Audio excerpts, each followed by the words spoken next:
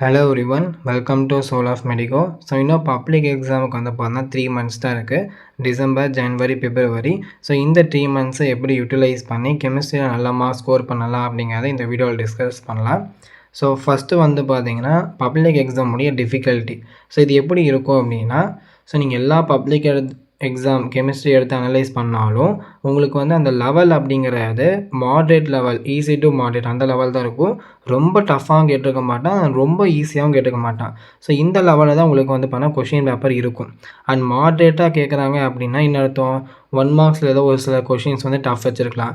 இல்லை compulsory 2 mark 3 mark attend பண்ணாத முடியாத மாதிரி, அதாவது சென்டெம்ஸை குறைக்கிற மாதிரி இருக்கிற மாதிரி கொஷின்ஸ் தான் இருக்குமோ தவிர ரொம்ப டஃப்பாக 2 மார்க்ஸில் வந்து 2 மார்க் எழுத முடியாத மாதிரி அந்த மாதிரி கொஷின்ஸ்லாம் கேட்க மாட்டாங்க.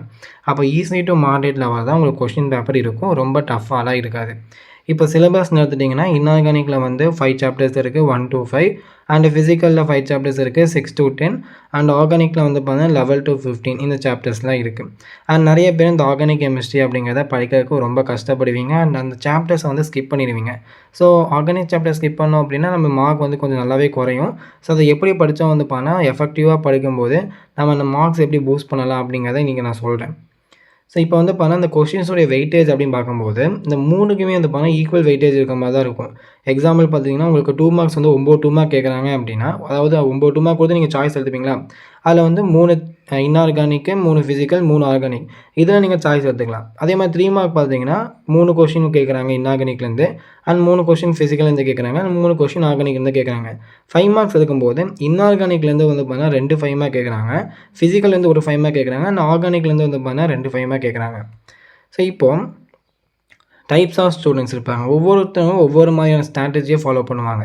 ஃபஸ்ட்டு ஸ்ட்ராட்டஜி என்ன ஃபாலோ பண்ணுவாங்க அப்படின்னா, இன்ஆர்கானிக் அண்ட் ஃபிசிக்கல் சாப்டர்ஸ் அந்த 10 சாப்டர்ஸ் இருக்கு இல்லையா, அந்த 10 சாப்டர்ஸை மட்டும் வந்து பார்த்தீங்கன்னா தரவாக படிச்சுட்டு ஆர்கானிக் சாப்டர்ஸை அப்படியே ஒமிட் பண்ணிடுவாங்க.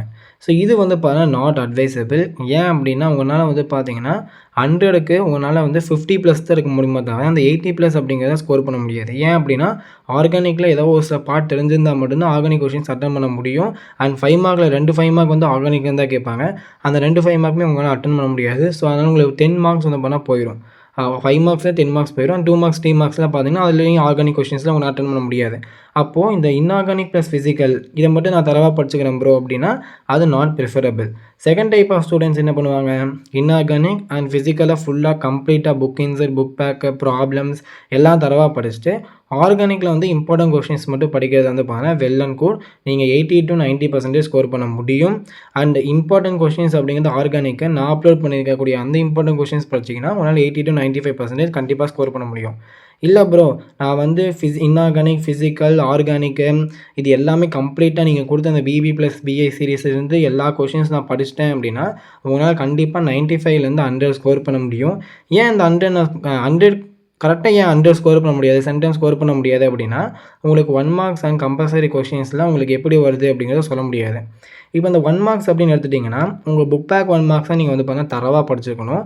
அண்டு இந்த 1 மார்க்ஸ்ன்னு சொல்லி ஸ்பெசிஃபிக்காக எங்கெந்தெல்லாம் கேட்க வாய்ப்பு இருக்குது அப்படிங்கிறத நான் ஒரு வீடியோவாக வந்து பார்த்தீங்கன்னா போட்டிருப்பேன். அதோட லிங்க் வந்து டிஸ்கிரிப்ஷனில் இருக்கும்.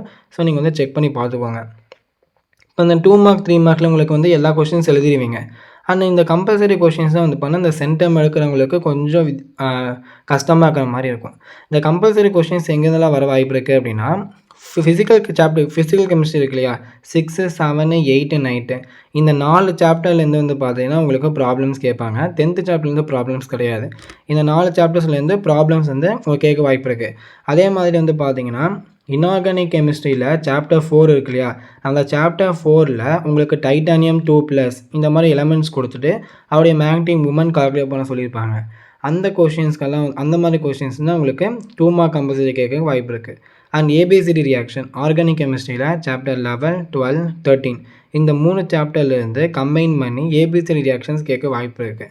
ஒன்றா 2 மார்க் கம்பல்சரி கேட்கலாம், 3 மார்க் கம்பல்சரி கேட்கலாம். And reasoning type of question, இந்த ரீசனிங் டைப் ஆஃப் கொஷின்ஸ் அப்படிங்கிறது 2019 ஒரே ஒரு தடவை தான் கேட்டாங்க. அதுக்கப்புறம் வந்து பார்த்தா இந்த ரீசனிங் டைப் ஆஃப் கொஷின்ஸ் வந்து மோஸ்ட்டாக கேட்குறது இல்லை.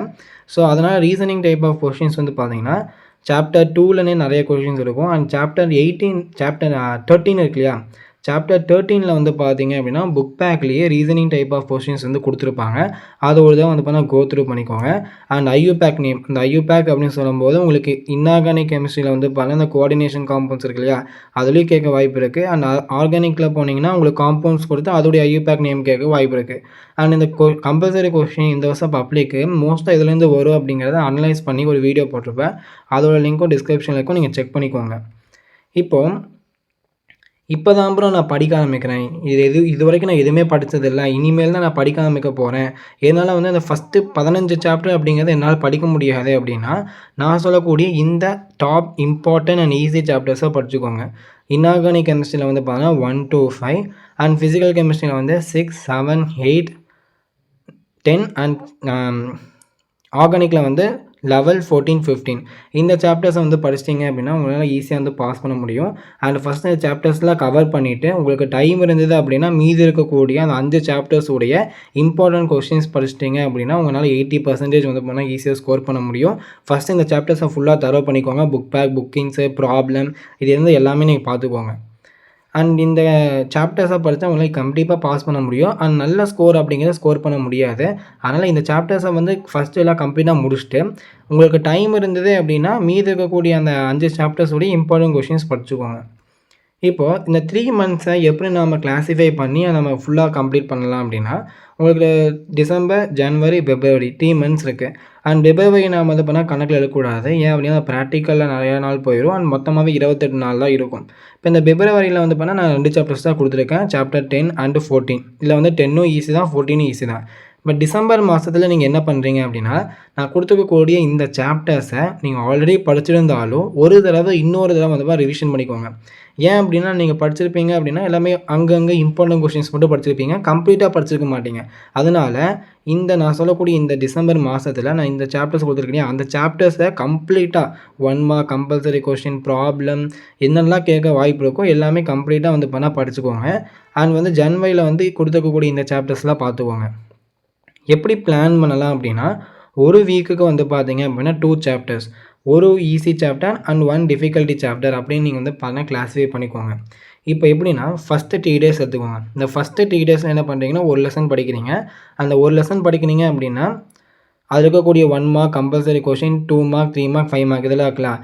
இந்த 1 மார்க் அண்ட் கம்பல்சரி கொஷின் இதுக்கு ஒரு நாள் எடுத்துக்கோங்க. அண்ட் 2 மார்க் அண்ட் 3 மார்க்குக்கு ஒரு நாள் எடுத்துக்கோங்க. அண்ட் 5 மார்க்குக்கு வந்து பார்த்தீங்க அப்படின்னா ஒரு நாள் எடுத்துக்கோங்க.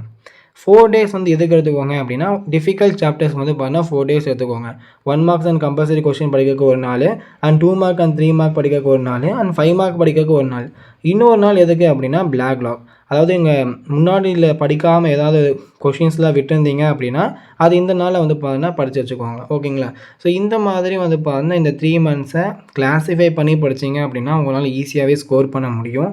அண்ட் நாம் வந்து பார்த்தீங்கன்னா கெமிஸ்ட்ரி ரிலேட்டடான நிறைய வீடியோஸ், யூஸ்ஃபுல்லான வீடியோஸ் போட்டிருக்கோம். எக்ஸாம்பிளுக்கு வந்து பார்த்தீங்கன்னா இந்த கம்பல்சரி கொஷின்ஸை என்னெல்லாம் வரக்கு வாய்ப்பு இருக்குது, and book inside and book back இதில் என்னென்ன கொஷின்ஸ்லாம் படிக்கணும், அண்ட் வந்து கிரியேட்டிவ் 1 மார்க்ஸ் எல்லாம் எப்படி அப்ரோச் பண்ணணும், அண்ட் வந்து பார்த்தீங்கன்னா சென்டம் ஸ்ட்ராட்டஜி, அண்ட் வந்து ஏபிசிடி ரியாக்ஷன் கொஷின்ஸ்லாம் இருக்குன்னா அது எப்படிலாம் வரக்கு வாய்ப்பு இருக்குது, அது எப்படிலாம் படித்தோம் அப்படின்னா ஈஸியாக அட்டன் பண்ண முடியும். அண்ட் வந்து பார்த்தீங்கன்னா ஃபிசிக்கல் கெமிஸ்ட்ரி சாப்டர்ஸ் இருக்கு இல்லையா, 6, 7, 8, 9 அந்த சாப்டர்ஸ்க்கான ஃபார்முலா ஷீட் இது எல்லாமே நம்ம ப்ரொவைட் பண்ணியிருக்கோம். ஸோ இது எல்லாத்தோட லிங்க் வந்து டிஸ்கிரிப்ஷனில் இருக்கும். ஸோ நீங்கள் செக் பண்ணிக்கோங்க. இந்த வீடியோ உங்களுக்கு யூஸ்ஃபுல்லாக இருக்கும்னு நினைக்கிறேன். ஸோ இந்த வீடியோ மறக்காமல் உங்கள் ஃப்ரெண்ட்ஸுக்கும் ஷேர் பண்ணிக்கோங்க. தேங்க்ஸ் ஃபார் வாட்சிங்.